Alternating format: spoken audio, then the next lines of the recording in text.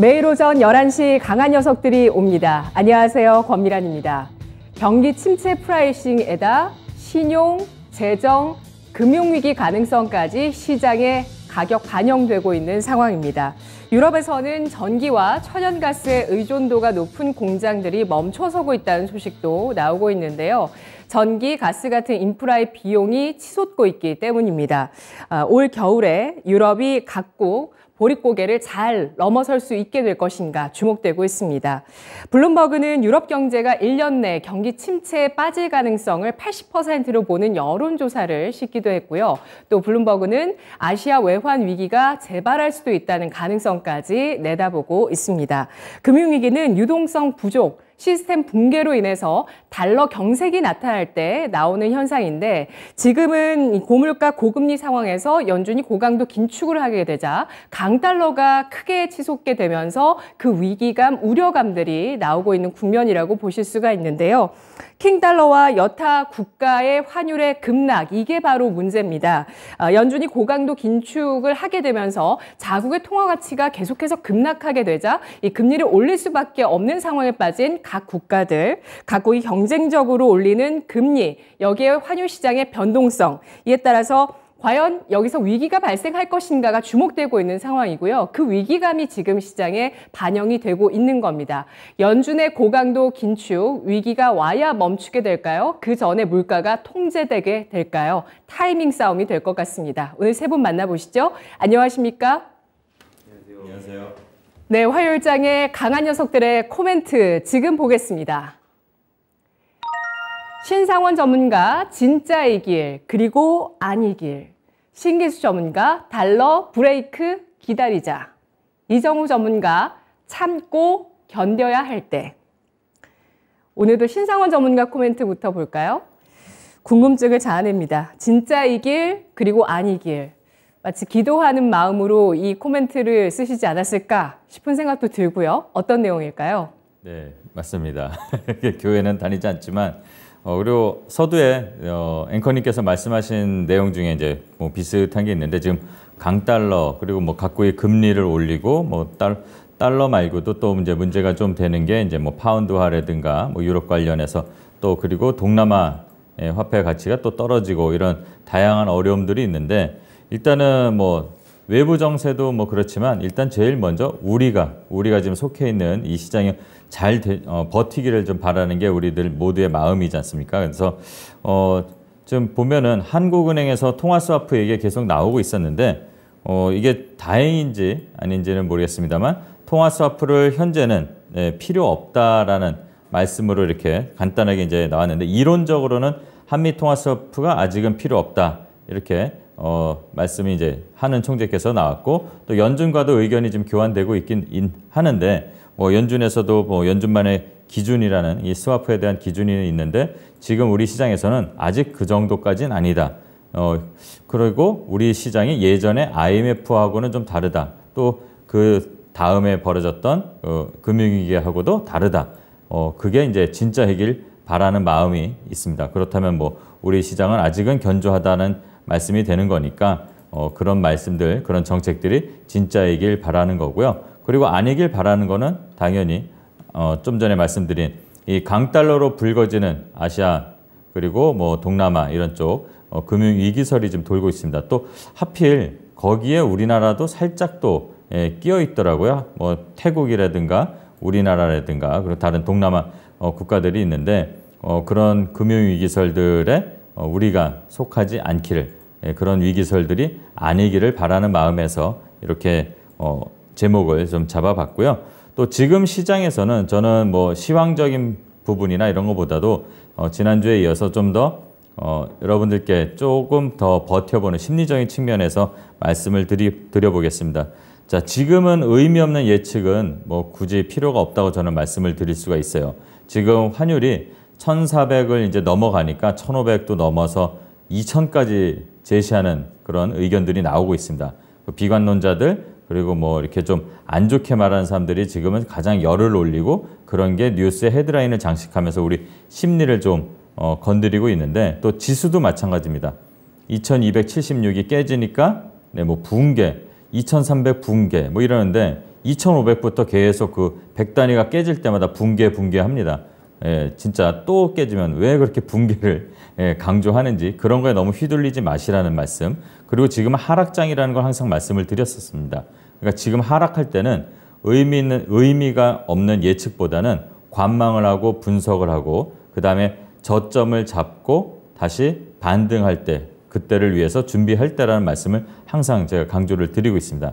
그리고 다시 바닥을 만들 때까지는 보수적인 관점에서 좀 한 템포 쉬고 한 발자국 뒤에서 시장을 바라보는 게 좋습니다. 그리고 시장을 떠날 필요는 없다. 지난주에도 말씀을 제가 인용을 해서 드렸지만 시장을 떠나는 게 아니라 잘 지켜보면서 좀 대응할 준비를 하시는 게 좋을 것 같고요.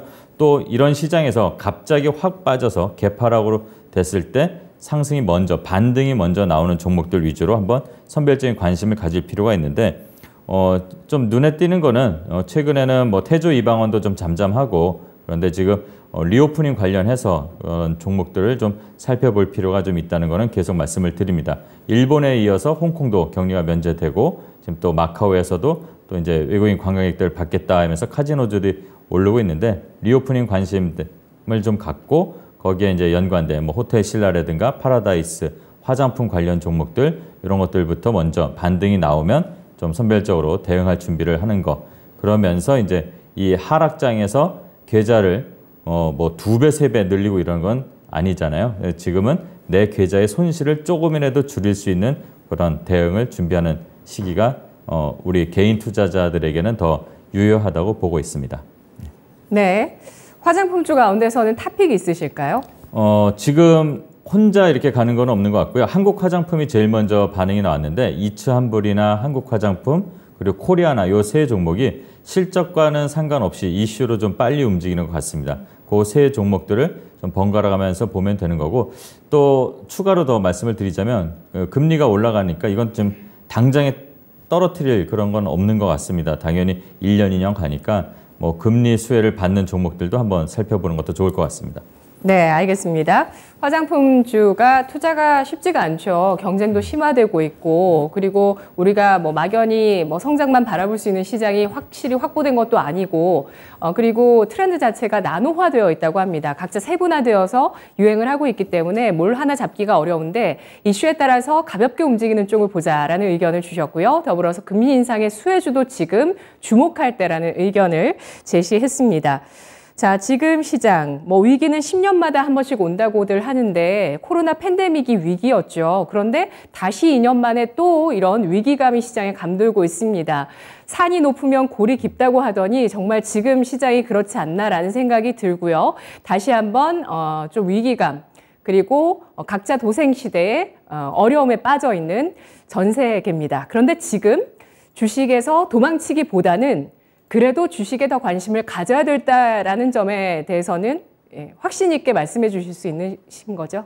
네, 맞습니다. 예. 전에도 한번 말씀드렸지만 이 시장이 안 좋다고 해서 이렇게 계속 시끄럽게 우리의 이 귓속말을 이렇게 자극하는 비관론자들은 이럴 때는 명성을 얻지만 여기를 잘 견디고 나갔을 때 부의 기회는 지금 참은 여러분들께 온다고 말씀을 드릴 수가 있습니다. 예, 언제나 새로운 부는 탄생합니다. 그 시기가 지금이 또 될 수 있다는 점에서 지금 시장을 면밀하게 관찰해 보셔야 될 것 같습니다. 아직은 위기감에 뒤흔들리고 있는 시장의 움직임이고요. 오늘 우리 시청자분들 일단은 시장이 좀 하락을 멈춰서 좀 안심은 하지만 내일장도 지켜보겠다는 분들 많으시고 정부 정책에 대해서 오늘도 통탄하시는 분들 많으셨습니다. 통화스와프, 또 금융시장 개입 말씀들 해주셨는데 통화스와프에 가입되어 있는 영국도 사상 최저 환율을 보여주고 있고요. 영국 역시 금융시장에 개입을 했지만 파운드화가 계속 빠지고 있습니다. 자, 그래서 과연 이런 것들이 지금 필요한지, 이런 것들이 과연 효력이 있는 시장인지라는 것에 대해서도 다시 한번 생각해 볼 필요가 있을 것 같고요. 그리고 우리 채팅창에서는 계속 여러 소식들 전해주고 계십니다. 자, 그렇다면 바닥 확인 과정에 대해서 질문 드려보도록 하겠습니다.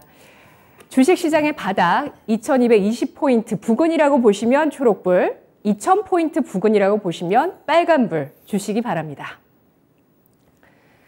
지난 금요일장부터 제 주변에서는 많은 뭐 전문가분들이나 이런 여러분들 각자 의견들을 내시는 거 보면 2,000선 아래까지 얘기하시는 분들도 계시더라고요. 예, 뭐 우리 TV 전문가가 아니고 이제 금융시장을 관심 있게 보시는 분들 가운데서 그렇게 주장하시는 분들도 계시던데 세 분의 의견은 어떨까요? 보시죠. 신상원 전문가 노란불이신가요? 네, 노란불입니다. 신기수 전문가 초록불. 노란불 주셨고요. 이정우 전문가 빨간불 주셨습니다. 어제 종가 2220선 부근에서 지금 시장이 바닥을 잡을 것인가에 대한 가능성을 좀 적게 보고들 계시는데 먼저 가장 부정적으로 보신 이정우 전문가님 2000포인트 부근에서 저점이 나올 것 같다고요? 네, 맞습니다. 저는 지금 어떻게 본다면 지금 가격대를 너무 쉽게 깨졌다는 게 제일 큰 이슈라고 말씀을 해드리고 싶고 원달러 같은 경우도 1,400원대를 너무 가볍게 올라갔다. 이런 부분을 봤을 때 지금은 바닥이 아니다. 바닥이라는 거는 어떻게 본다면 그 가격대를 매수세나 매도세가 어느 정도 치열하게 싸워줘야 되는 모습세가 나와야 되는데 지금은 거의 매도세가 더 우에 있다라고 보고 있기 때문에 여기서 추가적인 하락은 더 나올 수도 있다라고 저는 생각을 하고 있고 2,000포인트까지는 가능성은 많다라고 보고 있어요. 거의 그러니까 2,200에서 바닥 반등이 나온 확률보다는 2,000포인트에서 바닥을 잡고 올라갈 확률이 더 높다라고 생각이 들고 있고 솔직히 말해서 2,000포인트까지 내려간다라고 한다면 그때부터는 더욱더 적극적으로 매수해도 저는 괜찮다라고 생각을 하고 있습니다. 지금 2,200포인트 지금 사이에서 대응하는 방법이랑 2,000포인트에서 대응하는 방법이랑은 좀 차이가 있다라고 말씀을 해드리고 싶고 지금 장세에서는 어떻게 본다라면은 2,000포인트까지 내려갈 걸 생각을 하고 어느 정도 현금 확보하면서 단타적인 장세를 유지를 하면서 감각을 익혀야 된다라고 생각을 해요. 그때 어느 정도 자신감이 있어야 2,000포인트가 왔을 때도 우리가 적극적으로 매수를 할 수 있다라고 말씀해드리고 싶습니다. 예, 뭐 꾸준하게 저희가 현금 확보의 필요성에 대해서 말씀드리긴 했는데 그게 정말 어렵다는 거에 대해서 많은 분들이 또 고민하시는 분들은 토로를 해주셨고 포트폴리오 어떻게 재편할지 계속해서 저희 고민 함께 나누고 있습니다. 여러분 어려움이 있으시면 채팅창에 글 남겨주시면 저희가 또 한번 해결해 보도록 하고요. 현금 비중의 필요성에 대해서 또 강조해 주시면서 트레이딩을 통해서 시장의 흐름을 잘 또 익혀나가자라는 점에 대해서 언급해 주셨고요. 이정우 전문가님 그 혹시 2,000포인트까지 바닥 형성은 단기간에 될 거라고 보세요? 스물스물 빠질 거라고 보세요? 어떻게 본다면 이번 연도 금리 인상 그다음 미국의 자이언트 스텝이 마지막이 되냐 안 되냐에 따라서 많은 여론이 갈릴 것 같다는 생각이 들고 있고 어떻게 본다면 우리가 지금 이번 달에 FOMC가 마지막으로 금리 인상을 할 줄 알았어요. 자이언트 스텝을. 근데 그게 아니고 나서 더욱더 할 거다라는 불안감 때문에 지금 지수가 더 많이 빠진다라고 저는 느끼고 있는데 이런 부분에서 브레이크가 어느 정도 잡혀준다라고 한다면 그때 부분이 아마 바닥권이 형성하지 않을까라고 생각이 들고 있고 아마 전체적인 기간값이나 이런 부분을 봤을 때는 충분히 11월 달까지는 2,000포인트까지도 충분히 내려갈 수 있는 여력은 있다라고 보고 있습니다. 예, 역시 중요한 분기점은 11월 FOMC 전후라고 보고 있고요. 11월 초에 FOMC가 있습니다. 미국의 연준의 점도표에 따르면 연말 미국의 금리는 4.4, 내년은 4.6 이렇게 예상하고 있잖아요. 신기수 전문가님. 네네. 예, 지금 그래서 더 이제 금리가 좀 한 차례 더 11월에 또 올라갈 때 시장은 또 긴장하고 환율 시장이 또 변동성을 계속 보일 가능성에 대해서 일단은 예상을 하시는 건가요? 예, 지금은 뭐 이제 그 바닥이 저는 이제 어디서 형성될지 모르겠지만 뭐 가까이 온 건 같아요. 예, 그리고 저는 이제 이번 주 아니면 다음 주 정도에 일단은 좀 브레이크 잡히면서 바닥 형성 흐름들이 좀 나오지 않을까 예상은 좀 하고 있는데 그건 이제 예상이기 때문에 확인을 해봐야 되고 지금은 어디에서 바닥이 잡힐까를 그거를 자꾸 예상을 하고 뭐 예상한다고 해서 뭘 어떻게 할 것 아니기 때문에 그게 별로 그렇게 의미가 없고요. 신호를 보면 됩니다. 지금 이제 신호를 좀 기다리는 중이고 아직까지는 신호가 좀 나올 만한 어떤 여지도 없이 지금 아직까지 계속 추가 하락 중이기 때문에 지금은 이제 계속 관망이고요. 저는 이제 계속해서 지난 8월 17일 이후로는 제가 8월 17일 날 강한 녀석들에서 이제 시장 더 못 간다라고 말씀드린 이후로는 계속 해가지고 현금 비중 확대를 한 번도 사자는 말씀을 드린 적이 없어요. 그래서 어쨌든 저랑 같이 전략을 지금 하신 분들은 현금을 많이 가지고 계실 겁니다. 그래서 지금은 관망하면서 오히려 좀 매수 기회를 노리고 있는 부분이라서 기회라는 것은 기다리면 늘 오기 마련이기 때문에 지금은 신호를 기다리고 있습니다. 네, 알겠습니다. 신상원 전문가님, 블룸버그 보도 아까 인용해 주셨잖아요. 블룸버그에서 아시아 외환위기 우려 얘기하면서 우리나라 원화, 필리핀의 페소화, 또 태국의 바트화 이 세 국가가 경상수지 적자이기 때문에 위험성이 크다 이런 얘기가 나왔잖아요.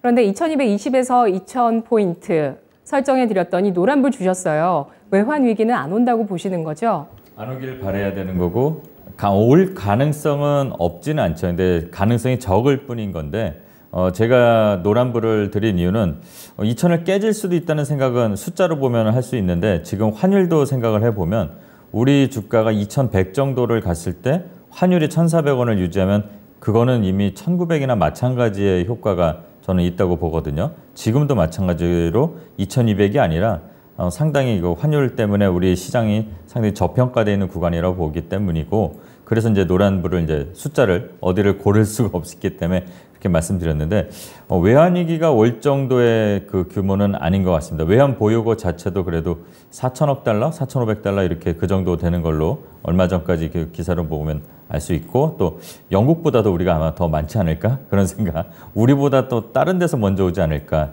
이런 생각을 하고 있고요. 전체적으로 만약에 이번에 외환위기가 온다면 어느 특정 한 나라만 이렇게 오지는 않을 것 같아요. 네. 뭐 동남아라면은 동남아에서는 비슷한 규모의 그런 GDP라든가 외환이나 또 경제적으로 좀 자립도가 떨어지는 나라들이 있기 때문에 연쇄적으로 오고 그러지 않기를 또 바라고 있습니다. 네. 네, 아시아 외환위기, 유럽 같은 경우는 경기 침체와 또 재정 리스크가 부각될 가능성 이런 것들이 얘기가 되고 있는 상황들이죠. 아직 불확실성으로 남아 있습니다. 그렇다면 시장을 좀 장악하고 짓눌렀었던 악재들 가운데 몇 가지만 좀 더 체크를 해볼게요.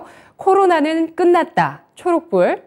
코로나 말고도 또 다른 바이러스, 빨간불 주시기 바랍니다.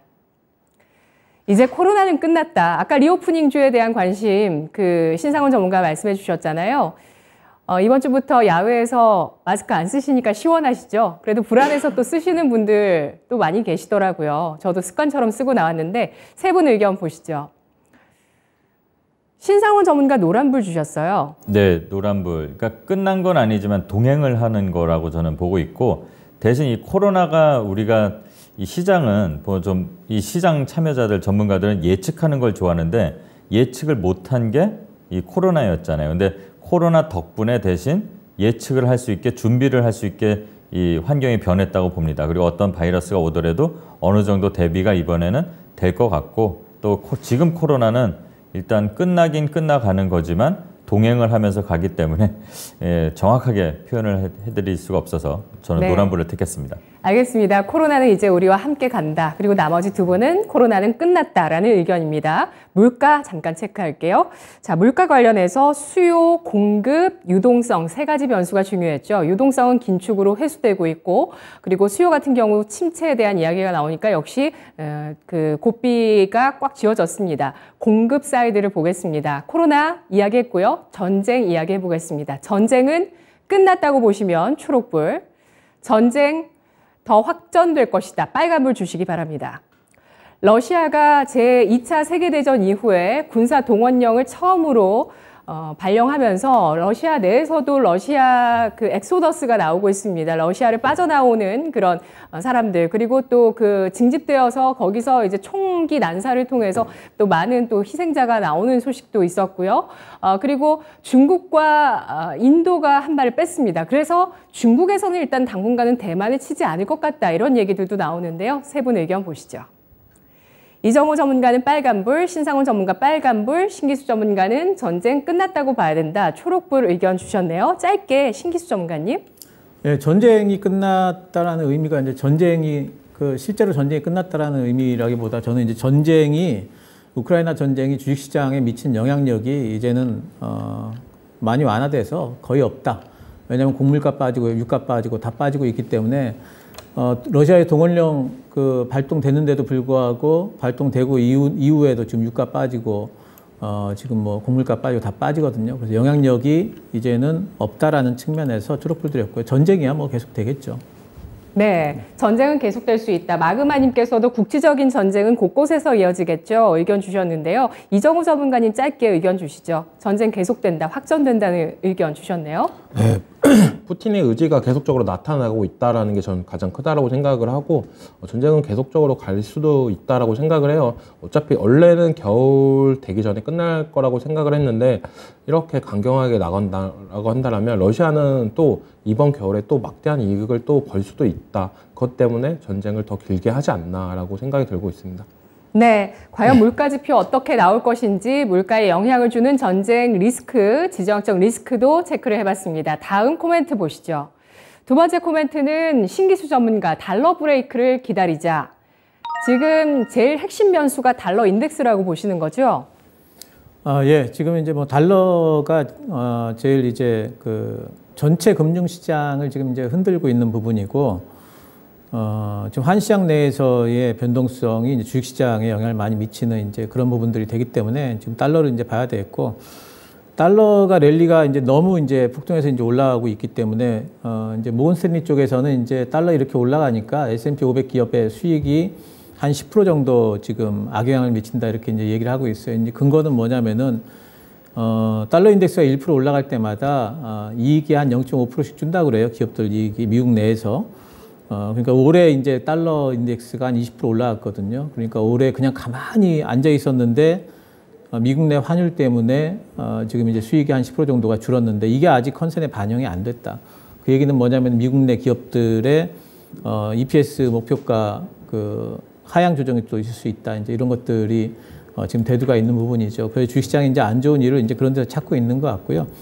또 뭐 유가도 빠지고 있고 국채금리 올라가고 있고 이런 것들이 경기 우려에 대한 이제 부분인데 뭐 금융위기 이제 우려까지도 지금 대두가 되고 있죠. 그 예전에 이제 금융위기 상황 때 보게 되면은 거의 다 이제 강달러를 동반을 했었기 때문에 이제 그런 부분들을 이야기를 하고 있는데 제 개인적인 생각으로는 그냥 일종의 미리 좀 우리 그 금융시장에서 지금 이제 연준에다 대고 좀 일종의 좀 항의 같은 걸 하고 있는 느낌이에요. 그래서 연준에 이렇게까지 금융위기 우려도 있고 그리고 여러 가지 경기 침체 우려도 있는데 그렇게까지 금리 계속 올릴 거냐 이렇게 속도감 있게 이제 그런 부분에 대한 항의성 어떤 그 발언 그것 때문에 또 이제 달러도 올라가고 이제 이런다고 보고 있어요. 그래서 어느 정도 좀 고점 좀 잡지 않을까 뭐 이런 생각은 좀 들고 있는데 조금 더 지켜봐야 될 것 같고요. 이러니까 이제 보스턴 연 총재가 약간 좀 시장에 대해서 유화적인 어떤 발언을 했습니다. 공급망 병목 현상이 일부 완화되고 있다. 이제 이 얘기는 인플레이션의 정점을 거의 맞고 있다라는 이제 이런 부분들을 이야기를 해주고 있는 거고 이런 발언들이 계속된다면 이제 금리 그 인상 속도에 대한 어떤 완화 부분에 대한 기대감도 불러일으킬 수 있겠죠. 조금 더 이제 지켜봐야 될 것 같고요. 지금 S&P 500이 종가 기준으로는 연중 최저치를 지금 뭐 밑으로 이제 하향으로 이제 그 내려가 버렸습니다. 근데 이제 하방이 지금 깨질까 말까 아마 오늘 깨질 수도 있을 것 같은데 어쨌든 이제 이런 부분들이 이제 깨질지를 좀 봐야 되겠고 여기 저점이 이탈이 되게 되면은 기술적으로는 그 밑에 이제 3,500, 3,400 이렇게 있는데 3,500이 깨질 수도 있기 때문에 3,500이 너무 가까워서 3,500 깨져버린다면 3,400이죠. 3,400은 이제 코로나 바로 이전의 고점이거든요. 그래서 거기까지 빠지면 거의 이제 바닥인데 깨질지 안 깨질지 일단 좀 지켜봐야 될 것 같고요. 달러가 일단 안정화되기 위해서는 다른 나라들 통화들이 좀 이제 올라줘야 되는데 어제 같은 경우에 일단 그 파운드화를 보게 되면은 어제 긴 아랫꼬리를 달았어요. 그래서 많이 빠지다가 긴 아랫꼬리를 단 게 이제 영란은행 쪽에서 긴급 비상 금리 인상이 있을 수 있다라는 얘기가 돌면서 이제 아랫꼬리를 좀 달았는데 실제로 이제 금리 인상이 좀 되는지를 좀 봐야 될 것 같습니다. 이제 중국 같은 경우에도 외환 지준율 올렸고 영국도 만약에 금리 올리고 우리나라도 이제 빅스텝 이상은 할 것 같고 이렇게 하게 된다면은 그럼 달러가 좀 어느 정도 좀 브레이크 좀 잡히지 않을까 뭐 이런 이제 생각들은 좀 해볼 수가 있어요. 근데 이제 뭐 여전히 확인은 좀 해봐야 될 것 같고요. 우리나라 같은 경우에는 뭐 오늘 이제 뭐 기술적으로 좀 이제 반등이 좀 나오는 듯 하다가 지금은 또 이제 약간 좀 눌려 있지만 지금은 약간 좀 소강 상태인 것 같습니다. 계속해서 보수적인 관점을 좀 유지를 좀 하고요. 지금은 뭐 이것도 저것도 지금 뭐 매수하려고 것도 없고 뭐 그리고 이제 매도는 오히려 지금 현금이 없으신 분들은 종목별로는 좀 쳐다보셔야 돼요. 그러니까 내가 종목을 샀는데 테마성으로 들어갔는데 아직도 뭐 예전에 뭐 대선 테마주 이런 거 가지고 계신 분들도 계시거든요. 그래서 시장 반등이 나올 때 오히려 지금 종목 교체를 어차피 해야 될 것 같으면은 아직까지도 지금 주식 만방으로 지금 채워가지고 계신 분들 같은 경우에는 그 중에서 종목별로 좀 선별해서 현금화 시키는 것도 좀 좋은 방법입니다. 왜냐하면 어차피 교체 매매를 좀 하셔야 되거든요. 이제 그런 것들을 하시면서 지금은 기술적인 바닥 신호가 좀 형성될 때까지는 계속해서 좀 관망을 하면 될 것 같습니다. 네. 너무 오래 갖고 계신 종목이 있으시다면, 특히 시장의 색깔과는 좀 멀어진 그런 종목군들이 있으시다면 새 판을 짜실 필요성이 있다는 점에 대해서 강조를 해주셨네요. 신기수 전문가가 지금 일단 달러가 잡혀야 된다라는 점, 그런데 이런 가운데서 연준에서 또 물가의 정점을 좀 예상할 수 있는 그런 발언들도 나오고 있다는 점에 대해서 주목을 하고 있는 모습입니다.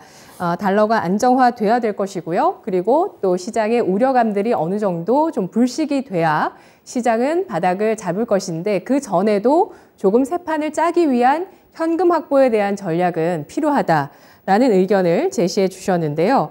자, 이런 가운데 우리 채팅창에서는 비트코인에 대한 관심도 보여주고 계십니다. 우리 채팅창에서 지금 비트코인 올라가고 있네요.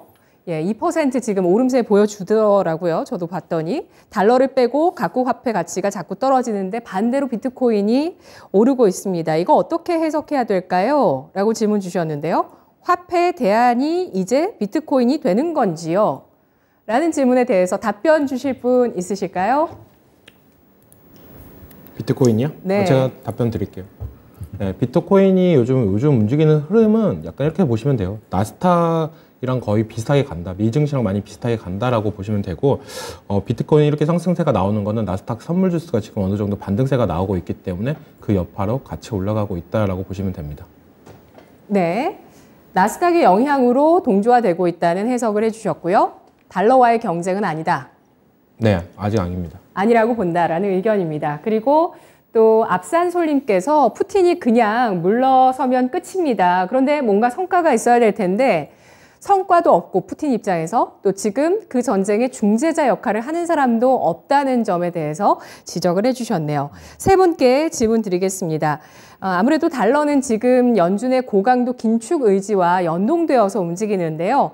고강도 긴축의 정점 11월 FOMC다라고 보시면 초록불, 정점이 내년에 나올 것이다 라고 보시면 빨간불 주시기 바랍니다. 현재 미국의 기준금리는 3.25%, 또 한 번 자이언트 스텝을 11월에 하게 된다면 4%까지 미국의 금리가 올라가죠. 연준 점도표에서는 4.4%까지 연말 금리를 보고 있고요. 그리고 내년 연말의 금리를 4.6%로 보고 있는데 과연 그 사이에 5%를 찍을 것인지 말 것인지 이게 상당히 궁금해지죠. 이렇게 된다면 다 올려놓으면 연말에 이제 0.2%포인트까지밖에 그 내년 연말 기준 인상폭이 없는데 과연 연준의 긴축은 어떤 식으로 이어갈까요? 세 분의 의견 보겠습니다. 11월에 연준 고강도 긴축의 정점이 나올 것이라는데 세 분 의견 동의해 주셨는데요. 신상훈 전문가님. 네, 일단은 지금은 계속 자이언트 스텝 정도? 이것도 뭐 정도라고 표현하기 좀 뭐한데 11월까지는 자이언트 스텝을 할 확률이 가장 높은 것 같습니다. 그리고 그 11월, 그 다음에 12월도 만약에 50bp로 간다고 하더라도 그것도 어떻게 보면 고강도가 이어지는 거라고 보고 있고 또 12월에도 75가 나올 확률도 있을 거라고 저는 보고 있는데 그래서 11월, 12월 이 올해가 가장 좀 그게 정점에 달하는 거 아닐까. 그리고 달러도 마찬가지로 그때 이후로 그러니까 연말 이후로 또는 내년 1분기 이렇게 지나가는 동안에 좀 진정이 되는 구간이 나오지 않을까. 그러니까 그렇게 생각을 합니다. 그러니까 내려간다는 게 아니라 그때까지는 그래도 달러도 상승을 어느 정도 상승 추세를 가지고 가면서 11월, 12월 이후가 지나면서는 좀 진정되지 않을까 이렇게 생각을 하고 있습니다. 네, 적어도 내년 연초 1분기에는 달러가 완만해질 수 있다는 의견이셨고요. 이정호 전문가님. 네, 어떻게 본다라면 진짜 이제 끝인가? 약간 희망을 건 초록불이라고 보시면 됩니다.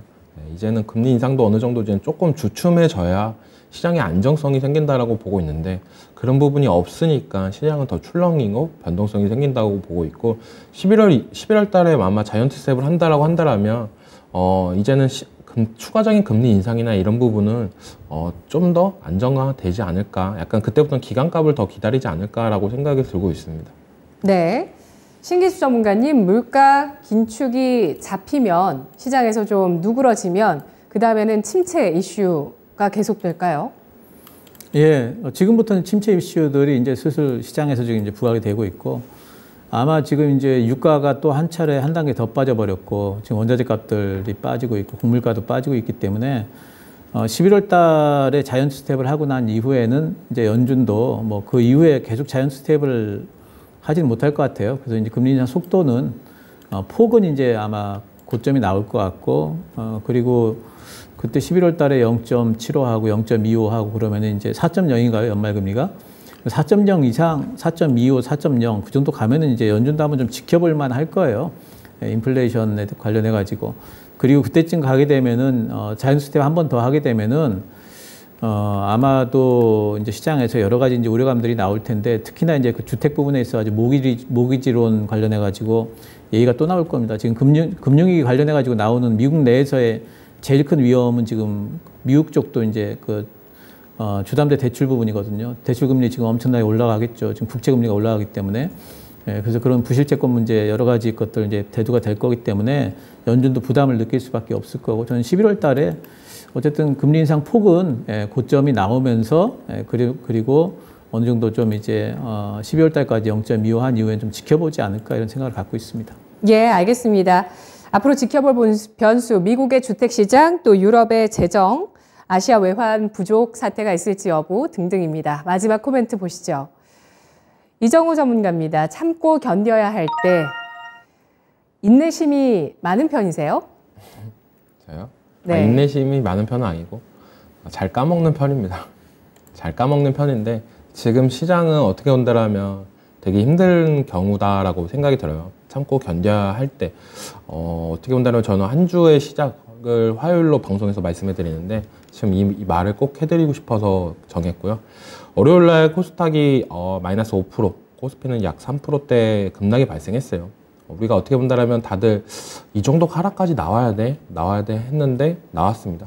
어떻게 본다면 미국의 금리 인상, 고환율, 전쟁 장기화 여기서 우리나라에서 해결할 수 있는 부분이 하나도 없다.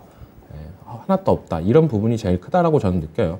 다른 미국 시장에 비해서 우리나라 시장이 더 월요일날 더 많이 떨어졌던 이유는 자체적인 이런 부분을 해결할 수 있는 부분이 없다라는 게 가장 크다. 미국의 금리 인상을 계속 올리는 부분, 그러면서 환율이 올라가고 전쟁 장기화로 되면서 원자재 가격이 올라가면서 우리나라는 원자재나 이런 부분이 자원국가가 아니기 때문에 더욱더 큰 타격을 받고 있다라고 저는 느끼고 있고 이럴 때는 어떻게 본다라면은 감정적인 매매를 하지 않는 게 저는 가장 중요하다고 생각을 해요. 너무 급락이 나와가지고 팔아야 되냐 말아야 되냐 감정적으로 그냥 손절하고 나 이제 안 볼래 이런 부분보다는 좀 차분하게 대응할 필요가 있는 구간이다 이번 주는. 그리고 약간 공부도 주식의 투자의 한 부분이라고 생각하면서 공부하면서 시장을 좀 바라보시면서 대응을 하는 게 좋다라고 생각이 들어요. 지금 생각보다 손절 잘 못하시는 분들이 어떻게 본다라면은 전체적인 시장이 돌아가는 모습을 잘 몰라서 그런 부분도 있고 이 마이너스에 대한 감정 이런 부분이 더 앞선다라고 생각이 들고 있거든요. 그런 부분을 우리가 조금 더 공부나 이런 부분을 해결을 할 수가 있다라고 한다라면 지금 어떻게 본다면 추가적인 악재가 더 나올 수도 있는 부분입니다. 미국의 금리 인상이 지금 4%대. 지금 미국은 어떻게 본다면 마이웨이입니다. 자기네만 잡히면 돼. 이런 부분이에요. 우리나라를 신경 쓰는 부분도 없고요. 그런 속에서 여기서 4%대가 5%대로 넘어간다면 우리나라 시장은 더 큰 충격이 발생할 수가 있는 거고 전쟁 장기화되는 부분도 전쟁 장기화돼도 러시아에서 충분한 이득이 발생하고 중재자의 역할이 미국 또한 그 부분에서 어느 정도 이득을 취하고 있기 때문에 전쟁 장기화돼도 어차피 죽어나가는 나라는 나가고 사는 나라는 살고 있다라고 보시면 됩니다. 그런 시장을 어떻게 본다면 좀 더 바라볼 수 있는 부분을 더 갖고 나가시면서 이번 하락장을 좀 더 공부를 하는 셈이라고 치고 반등 나올 때 우리가 거기서 더 강한 종목으로 어느 정도 수익을 멘징하고 그러면서 다시 현금 확보하고 이런 부분을 좀 더 했으면 좋겠다라는 생각이 들고 있습니다. 네. 알겠습니다. 지금 채팅창에서는 앞으로 담배와 주류 소비가 늘어날 것 같다는 의견이 나오고 있습니다. 예, 눈치 없이 배는 고프고, 예, 이렇게 장이 빠지는데 참 내 배는 눈치도 없다. 예, 꼬르륵 거린다고 얘기를 해주셨고요. 그리고 처음처럼 아침 이슬, 또 KTNG 매수 관점 의견까지 주셨는데요. KTNG도 참 어려운 것 같아요. 혹시 KTNG 의견 있으신지 좀 여쭤볼게요. 배당주로 사실 관심이 많았던 종목인데 요즘은 건강 트렌드다 보니까 이게 담배 기업으로 좀 인식이 돼 있어서 그런지 예, 좀 굉장히 바위돌같이 움직이는 종목이기도 한데요. 예, 제가 진지하게 최근에 좀 올라갔네요. 예, 박스권 상단에서 버티고 있는데요. 신기수 전문가님? 잘 모릅니다. 아예 안 보시는군요. 예. 홍삼 담배, 네. KTNG 이정우 전문가님. 저도 잘 안 보는 회사 중에 하나인데 소해주네요. 네, 지금 아니요. 소해주는 아니고 어떻게 본다면 이렇게 시장이 안 좋을 때 배당주로 많은 눈이 쏠릴 수 있다라고 저는 생각이 들어요. 지금 어떻게 보면 대표적인 통신사 SK텔레콤, KT 같은 경우는 어제 급락이 나오는 부분에서도 어느 정도 시장 버텨줬다, 종목들이 버텨줬다라고 생각이 들고 있기 때문에 지금 구간에서는 좀 더 현금이 있는 분들은 좀 더 안정적인 매매는 배당주로 관심을 가져도 괜찮다. 어차피 배당이나 이런 부분은 실적 보고 나서 확정적으로 주기 때문에 그런 부분을 좀 더 매력적으로 다가올 수 있다고 생각이 들고 있습니다. 네, 그렇습니다. 배당 매력이 주가가 내려가면 사실 높아지거든요. 현금 잘 들어오는 기업들은 그때 배당 매력이 높아지는 시기입니다. 신상원 전문가님. 네, KTNG는 배당도 그렇지만 일단 실적이 좋습니다. 의외로 담배를 많이들 끊으실 줄 알았는데 많이들 안 끊으신 것 같습니다. 끊으시는 거죠. 네, 못 끊는 거죠. 그리고 담배로만 알고 있는데 담배가 아닌 거는 이제 또 많이들 아실 거고 건강식품이라든가.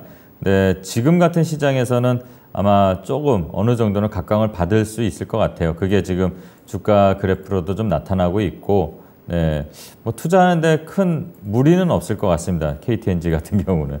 네, 예. 자리는 좋습니다. 박스권 상단인데도요.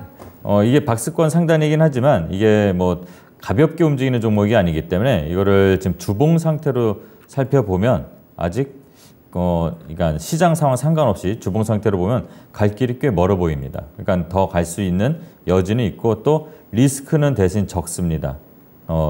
리턴되는 들어오는 기대 수익은 좀 큰 구간이라고 저는 보고 있습니다. 네. 하지만 저는 안 살 겁니다. 네, 알겠습니다. 세 분은 KTNG 안 사신다고 하시고요. 각자 의견은 주셨습니다. 한해무사님께서 미국 연준의 물가 잡기가 전 세계 경기 침체를 유발하네요. 원재는 미국 연준이라고 하셨는데 정말 이 시장의 원재는 누구한테 있는 걸까요? 그리고 어떤 종목을 지금 골라볼 것인지 아직 적금 매수의 단계는 아니라고 세 분이 오늘도 동일하게 의견 주셨는데 또 세 분의 수익률 경쟁은 이어집니다. 추천주의 동향 알아볼까요? 신은석 캐스터입니다. 네, 강한 녀석들의 강한 녀석들 흐름 체크해 보도록 하겠습니다. 미국 FOMC 여파로 국내 증시도 혼조세로 출발했습니다. 코스피는 상승 출발하다가 하락 전환하면서 연저점을 경신했고요. 코스피는 현재 2210선에서 코스닥은 700선에서 등락을 반복하고 있는 모습입니다. 네, 오늘 시장 역시나 개별적인 장세가 이어지고 있는데요. 리튬 관련 이슈들 그리고 DB 하이텍의 물적 분할 검토 중단 이슈 등등 이 개별적인 이슈에 따라서 종목들이 움직이는 모습이고요. 게임과 바이오처럼 이 경기 방어주들이 반등한 흐름 보여주고 있습니다. 네, 오늘 강한 녀석들 티켓은 쉬어가는 모습이지만 시장이 혼조세를 보이고 있는 만큼 앞으로의 귀추를 좀 주목해 봐야 할 것 같고요. 그럼 현재까지의 전문가별 토마토 티켓 보유 현황 체크해 보도록 하시죠. 네, 신기수, 신상원, 그리고 윤겸, 최인호 전문가가 티켓 각각 2장씩을 보유하고 있습니다. 그 밑으로 이정우 전문가는 티켓 1장을 보유하고 있는 모습이네요. 네, 티켓의 차이가 크지 않은 만큼 앞으로의 레이스 어떻게 펼쳐질지 여러분들 계속해서 지켜봐 주시길 바라면서 그럼 오늘 강할 녀석들에는 또 어떤 종목들이 여러분들을 기다리고 있는지 지금 바로 확인해 보시죠. 네, 오늘 오전장 마무리하는 전략 또 종목으로 용감하게 좀 알아봅니다. 고수의 영역이고요. 실패할 수도 있고요. 세 분 가운데 성공하는 분 나올까요? 최근에 티켓 소식이 없습니다. 에그플레이션 관련주 최인호 전문가가 최근에 하나 따주셨고 한탑이었죠. 그 뒤에 없습니다. 자, 과연 오늘 종목 어떨까요? 보시죠. 신상원 전문가 리드코프, 신기수 전문가 화신, 이정호 전문가 유일 로보틱스입니다. 이 가운데서 금리 인상 수혜주부터 보겠습니다. 리드코프 투자 포인트 알아볼까요? 네, 리드코프. 제가 그때도 고려신용정보, 푸른저축은행, 다 이 고금리 시대 때 종목들 추천을 드려서 공교롭게도 스티커를 이제 받았는데 스티커를 받아도 참 기분이 안 좋을 것이다라고 말씀을 드렸었어요. 마찬가지로 리드코프도 그렇습니다. 지금 리드코프 뭐 잘 아시겠지만 소비자 금융 이렇게 표현을 했지만 대부업이죠.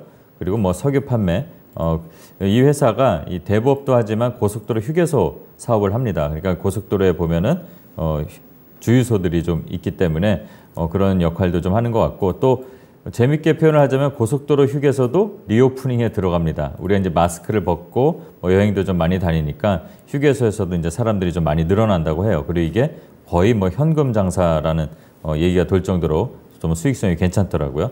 그리고 금리 인상 시대에 뭐 당연한 수혜주고요. 또 재밌게 표현을 하지만 좀 슬픈 표현입니다. 누구나 알고 있지만 친해지기 싫은 수혜주입니다. 네. 대부업체 가는 건 별로 안 좋아하잖아요. 그래서 최대주주도 좀 탄탄하고요. OK저축은행도 지분을 갖고 있고 또 대출이자 수익성이 좀 개선되는 그런 기대감도 갖고 있습니다. 그리고 재밌는 거는 우리 시장 수익률이 1년에 뭐 10% 내기도 힘든 그런 기관들도 있고 그런데 여기는 배당률이 9%입니다. 네, 그리고 BPS 수당 순자산 가치가 지금 뭐 거의 반토막 정도, 이제 어제 좀 오르긴 했는데 16,800원 정도 수준이고요. 당연히 실적들도 개선이 되고 있습니다. 근데 더 개선이 될 수도 있다라는 것, 내년에 우리가 실물 경제가 좀 힘들어지는 것 때문에 그렇게 예상을 하고 있는데, 자, 진입 가격을 이제 좀 말씀을 드리면 지금 현재가 어제 이제 좀 상승이 나오고 큰 거래량이 좀 나왔었는데 지금 현재가에서 충분히 진입은 가능하다고 봅니다. 그리고 손절가를 8,400원 정도 잡고 목표가는 13,000원 잡고 저는 지금 기준에서는 말씀을 드릴 수 있는데요. 목표가를 13,000원을 넘게 되면 시장 전체적으로 또 흔들림이 나온다는 거니까 좀 아이러니한 상황에서 추천을 하게 됐습니다. 네, 최근에 급등세를 펼쳤습니다. 금리 인상의 수혜주인데요. 대부업 기업이 이런 금리 인상 시기에 돈을 번다는 것입니다. 리드코프 작년에 800원의 배당금을 줬는데 지금 현재 주가에서 9% 배당 수익률을 보시면 적어도 850원 정도는 올해 배당을 줄 거라고 예상을 해주시는 건데요. 배당 매력도 돋보이고 있는 기업입니다. 실적, 성장세 예상되고 있습니다. 매수가는 현재가, 목표가는 13,000원, 손절가는 8,400원을 제시했습니다. 다음 종목은 로봇 보겠습니다. 이정호 전문가의 종목인데요. 지난주에 로보티즈 주셨죠? 로봇만 갖고 오고 있습니다. 지금. 예, 근데 변동성이 컸어요. 무너지진 않았는데 일단 뭐 로봇주가 변동성이 컸고 레인보우 로보틱스는 좀 잘 버티고 오늘 좀 올라가더라고요. 근데 오늘 유일 로보틱스를 보시네요. 일단 투자 포인트 보기 전에 어제 강한 녀석들 분들께 질문 촉수 엄금 질문 드렸거든요. 이정호 전문가님 오늘장 촉수 엄금입니까?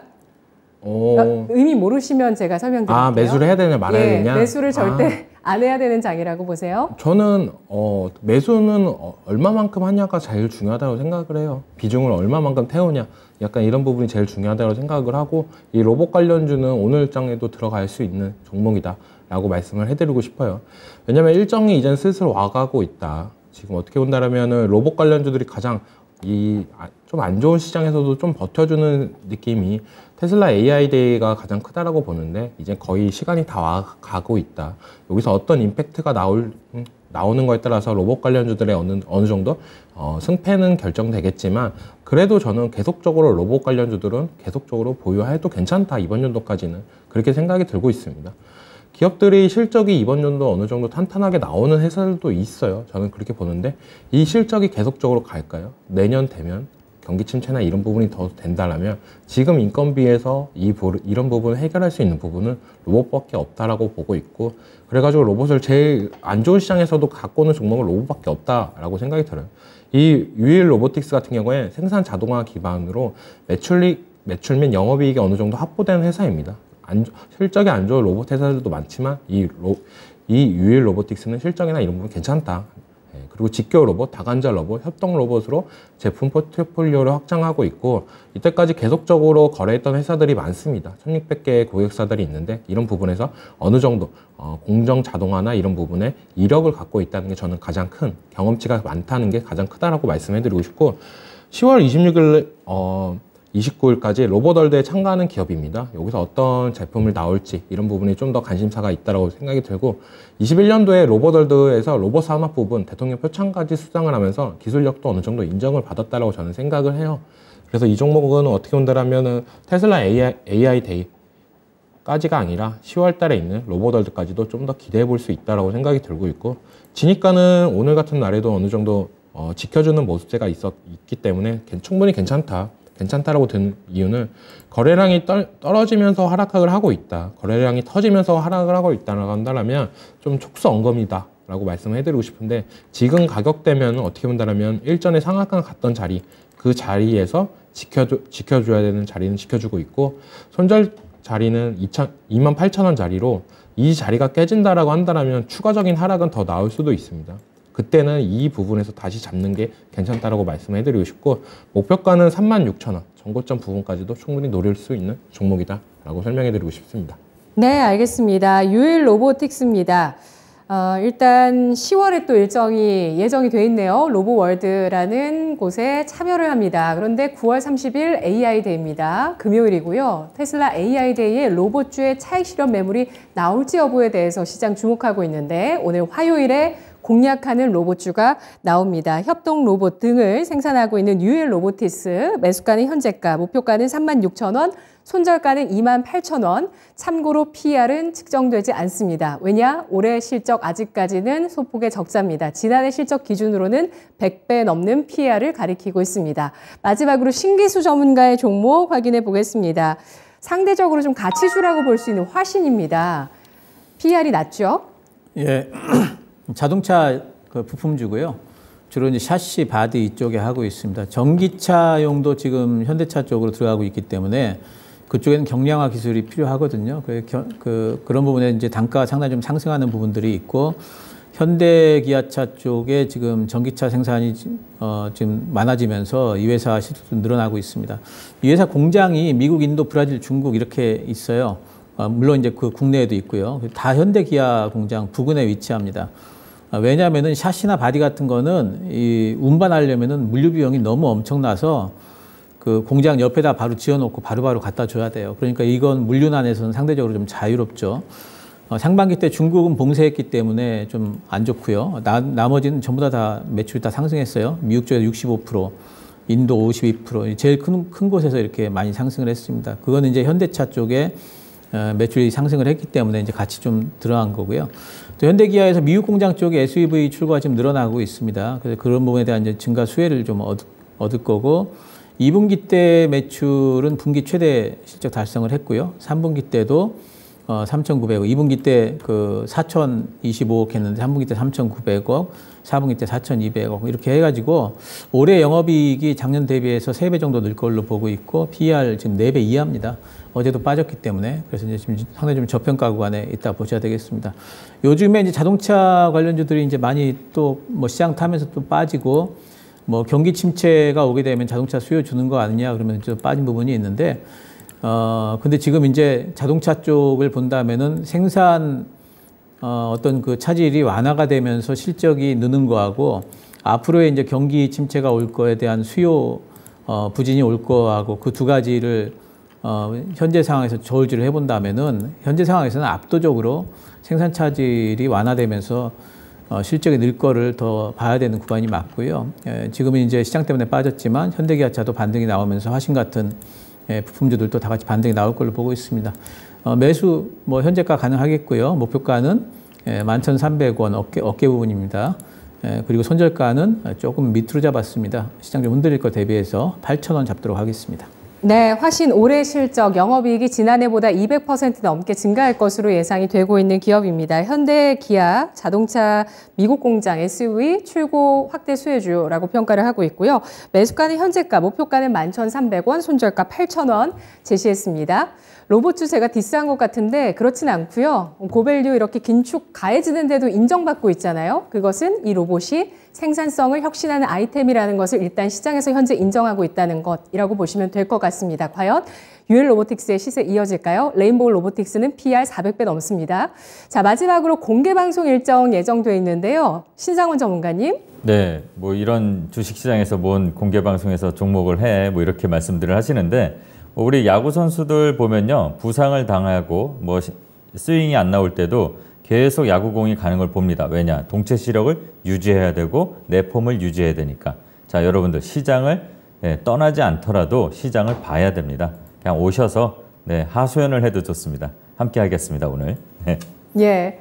몸이 기억한다고 하잖아요. 골프, 야구 이런 운동들이 몸이 기억하는데 주식도 마찬가지입니다. 몸이 기억합니다. 여러분 그 감각 익혀나가시길 바랄게요. 오늘도 세 분 수고하셨습니다. 고맙습니다. 지금까지 투자 판단에 도움드릴 수 있는 내용들 알아봤습니다. 다만 주가의 상승과 하락을 보장하지 않는다는 점 유의하시면서 투자해 나가시길 바라겠습니다. 양대지수 약보합권입니다. 오전장이었습니다. 고맙습니다.